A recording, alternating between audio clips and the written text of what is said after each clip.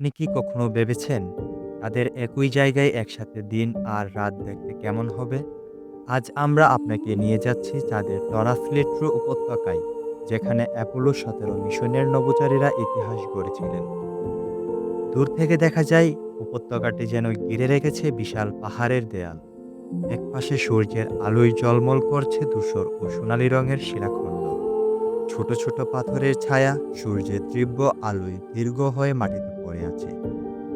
অন্য পাশে নেমে এসেছে গভীর রাতের অন্ধকার, যেখানে কেবল তারার ক্ষীণ আলোয় চাঁদের মাটি ধরা দিচ্ছে রহস্যময় ছায়ায়।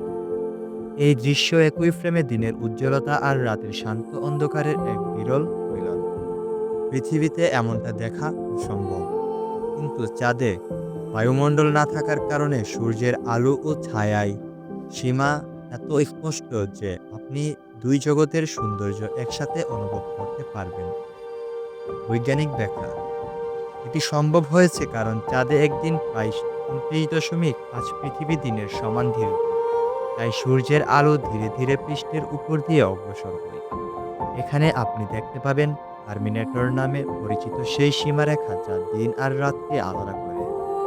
টার্মিনেটরের এক পাশে সূর্যের আলো মাটির প্রতিটি দানা, প্রতিটি পাথরকে উজ্জ্বল করে তুলছে, আর অন্য পাশে সম্পূর্ণ অন্ধকারে ডুবে থাকা ভূমি ঠান্ডা ও নীরব। এই ভিরল ভিউ শুধু মহাকাশ মিশনের ক্যামেরায় ধরা সম্ভব হয়েছে, যেমনটি অ্যাপোলো 17 এর নভোচারীরা করেছিলেন 1972 সালে। সমাপ্তি: টরাসলিট্রো উপত্যকা শুধু একটি ভূতাত্ত্বিক বিস্ময় নয়, এ মহাকাশ অনুসন্ধানের ইতিহাসের অংশ। এখানে মানুষ প্রথমবারের মতো দাঁড়িয়ে দেখেছে একসাথে তাদের দিন আর রাত।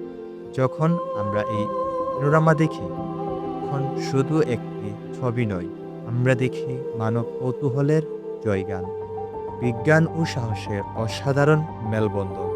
তাহলে আপনি কি প্রস্তুত যাদের আলো অন্ধকারের এই রহস্যময় সীমানা পেরিয়ে যেতে? এরকম আরও রহস্যময় ও বিস্ময়কর ভিডিও দেখতে আমাদের চ্যানেলটিকে সাবস্ক্রাইব করুন। ভিডিওটি ভালো লাগলে অবশ্যই ভিডিওটিতে একটি লাইক করবেন। আপনার মতামত জানাতে ভুলবেন না।